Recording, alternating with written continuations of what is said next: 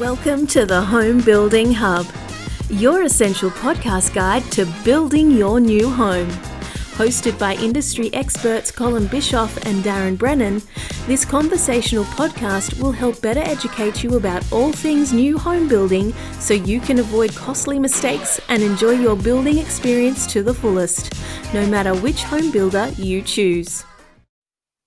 Hey there folks, and welcome to the Home Building Hub. Today we're going to go through the top 5 cooling options to give you a bit of an understanding and a better understanding on what you can expect and help you choose the right cooling option for you. So Colin here, as always, with co-host Darren Brennan. And firstly, before we kick off into the top 5, Daz, how are you going today, buddy? Mate, I'm going well, thank you. It's funny, we're talking about cooling, and I reckon it's about 5 degrees at home today. So It's bloody cool. That's how it is. But, mate, looking forward to this short, sharp episode. And before we know it, and there's been some really nice weather coming through at the moment, you know, we're going to be wanting to turn the cooling systems on and trying to keep the place nice and cool rather than the other way around. And I'm looking forward to not having a big gas bill, which will be good. Because the gas bill this time of year certainly gives you a bit of a shock. So it might be nice. I've got plenty of solar on my joint, so running the cooling's a bit cheaper than running the gas ducted heating at night. So yeah, absolutely, mate. Oh, sorry, mate, you're going to say something there? No, all good. I think just probably noting it, cooling's generally not something that most people include as standard, Darren. So it's probably worth highlighting that for people. It's important to check the standard inclusions, and if it's not in there, just bump it in as an upgrade. It might be in a promo somewhere as well. So all these options we share with you will generally be available with all builders. So yeah, worth checking that. That was all I was going to note. Absolutely, mate. And I think the joy with some of these we were just chatting about before is we've had a number of these, or we've experienced them through display homes. So, you know, there's some good thoughts around, you know, what are the good options to have. So, mate, why don't we kick it off with you with the first one, mate? Yeah, so we'll try and go from, I guess, the least expensive, most cost-effective through to the more expensive options. So there's 5 coming at you. Number 1 is ceiling fans.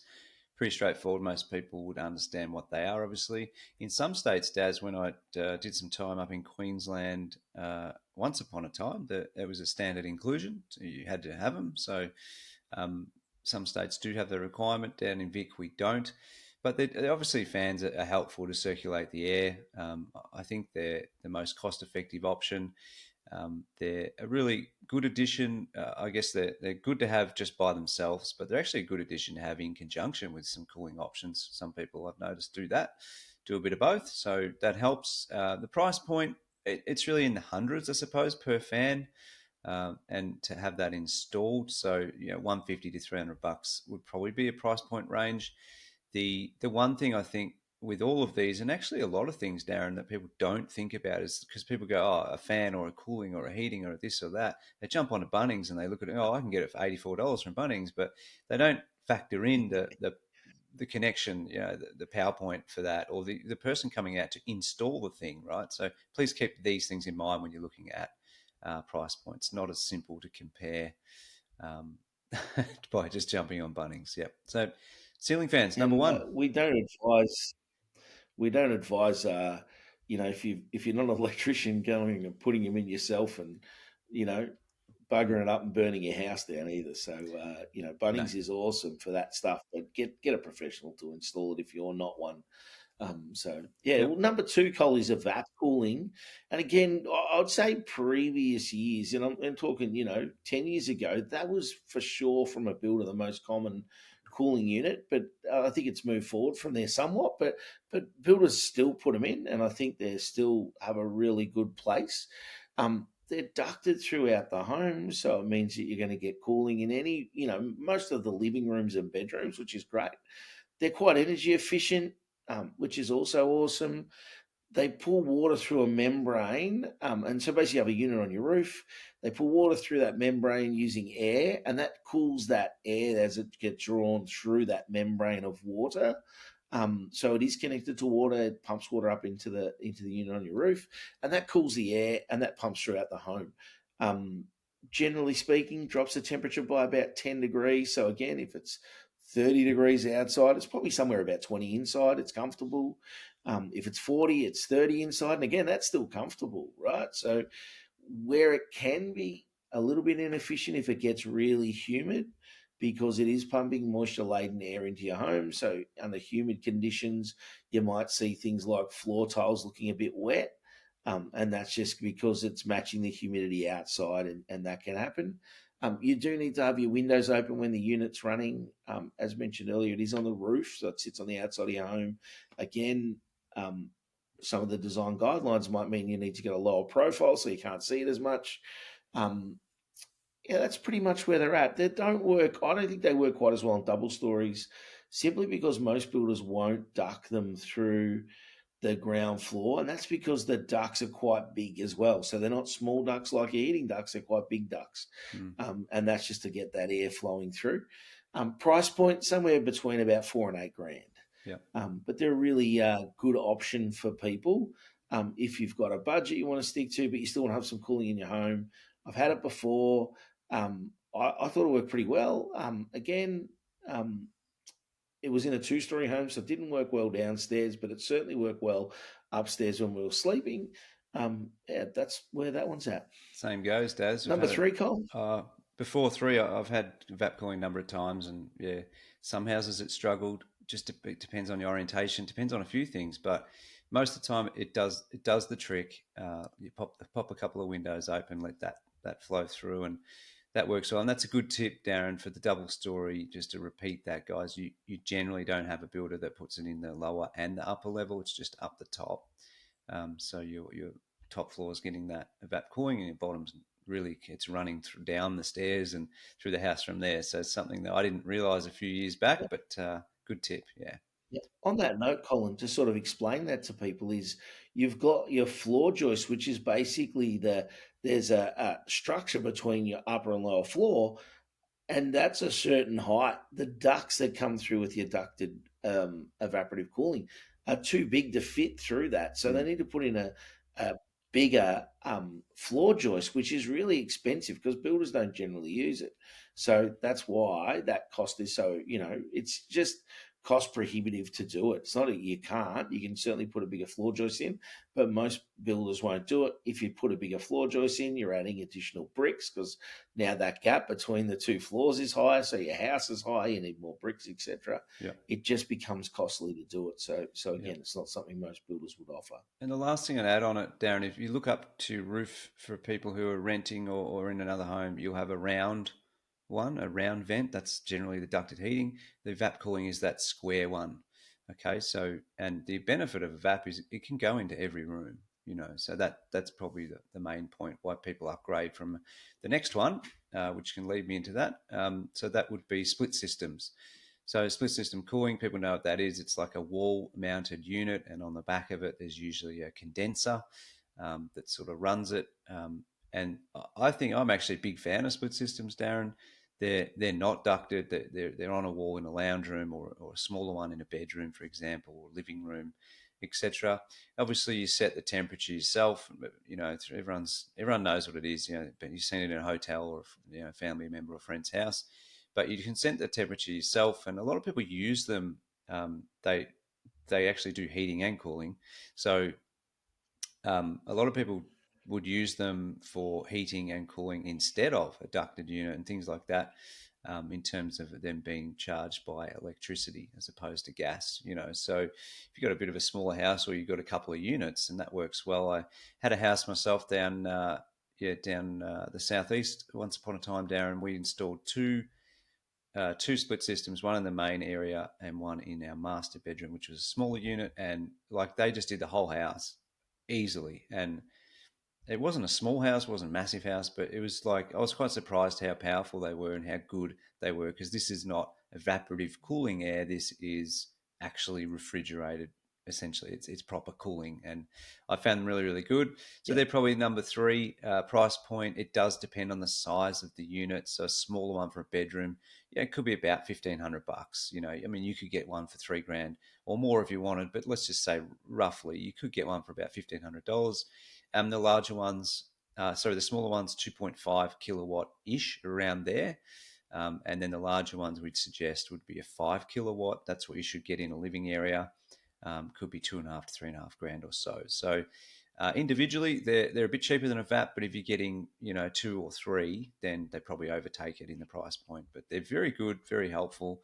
Do the trick. I've got to say, I've got one on my place right now. They're fantastic.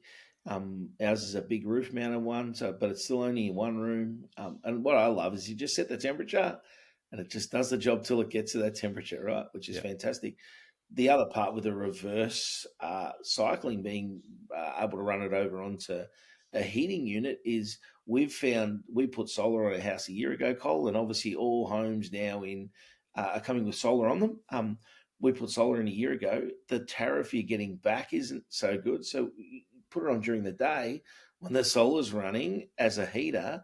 You get home, the house is nice and warm, and then you can turn it off, flip over to your ducted heating at that point, and warm the rest of the home up. But it's been really good in that respect. So yeah, terrific. Number 4 is a bolt-on cooling unit that's a refrigerated unit, and it bolts onto your ducted heating unit. So it uses the same ducts as your ducted heating unit.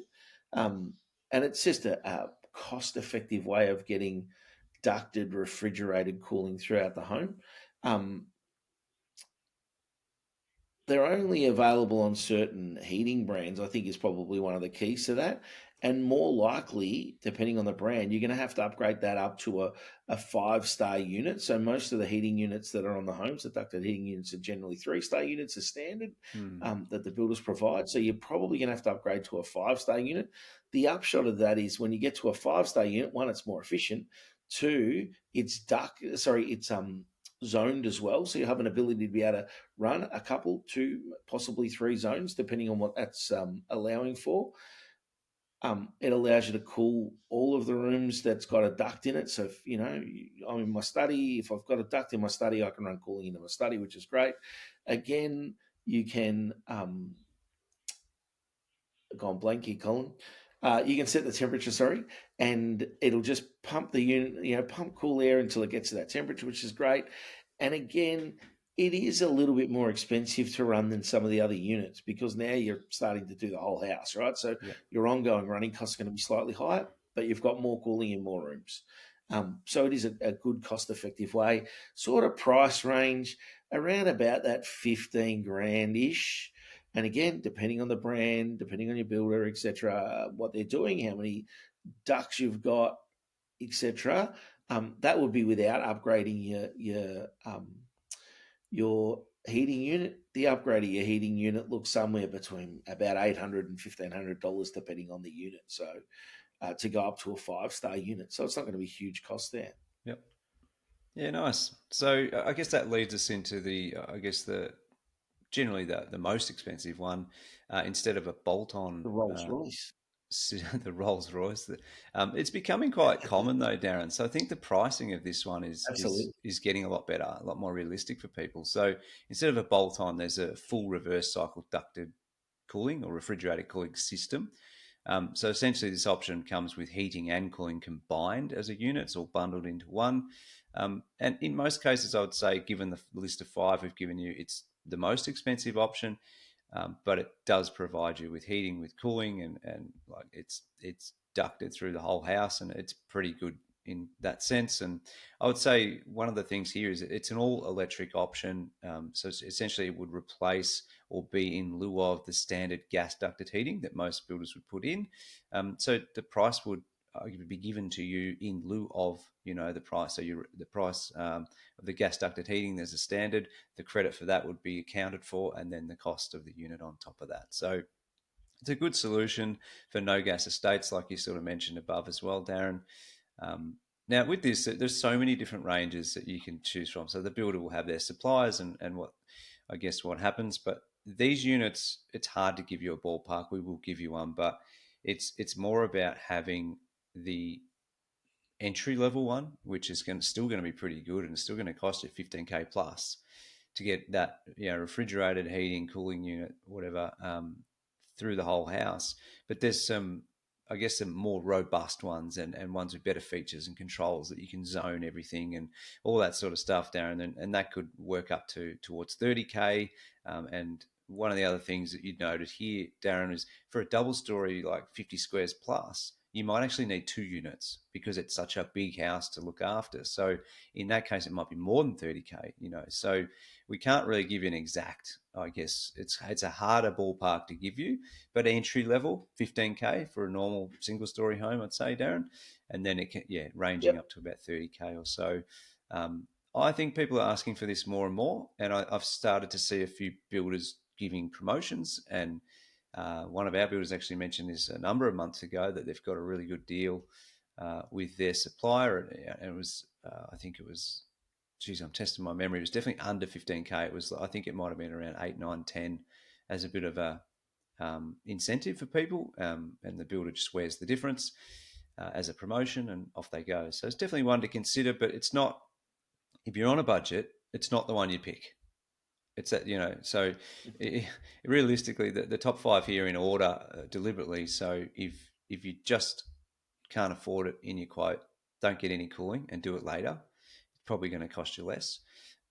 Or just pop in some ceiling fans because that will at least get something going. Evap cooling, I'd say, Darren, still the most commonly selected one, and in line Yep. with most promotions. Like it's not too much. It's a few grand generally, or by the time the promotion's in, it could actually be included and things like that. So that's probably pretty good. And then, moving down to this full unit, I think as we move all electric, that'll just become pretty much the norm, Darren, won't it? So, yeah. Yeah, absolutely.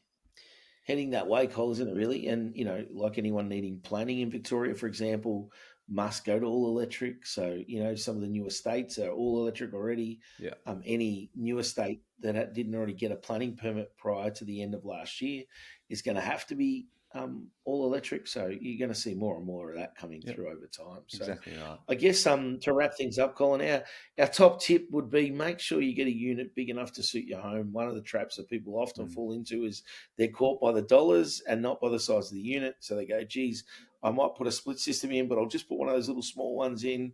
It's going to cost me $1,500. When reality is they probably should have spent 2.5 and got a bigger one.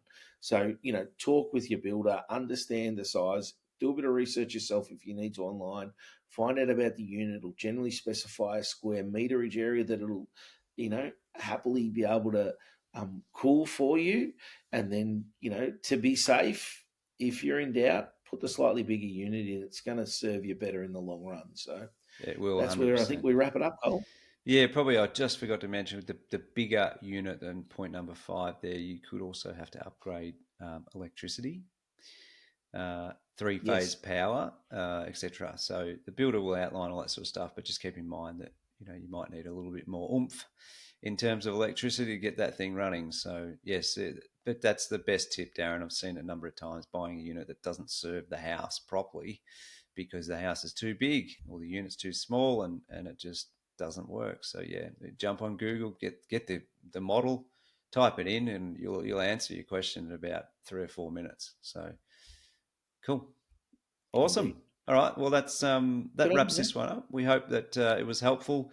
5 options for you as you go and get your building quotes and work through that process, whether you want to put it in, whether you don't, which item you like, which one you don't, and go from there. So if you like what you hear, guys, please do jump on. Please give us a 5-star review. I had a look the other day, Darren. It's actually less than 1% of people who listen to this podcast actually go on and pop a review for us. So we'd really ask you to do that. We probably should mention at the top of the episode, but it doesn't matter.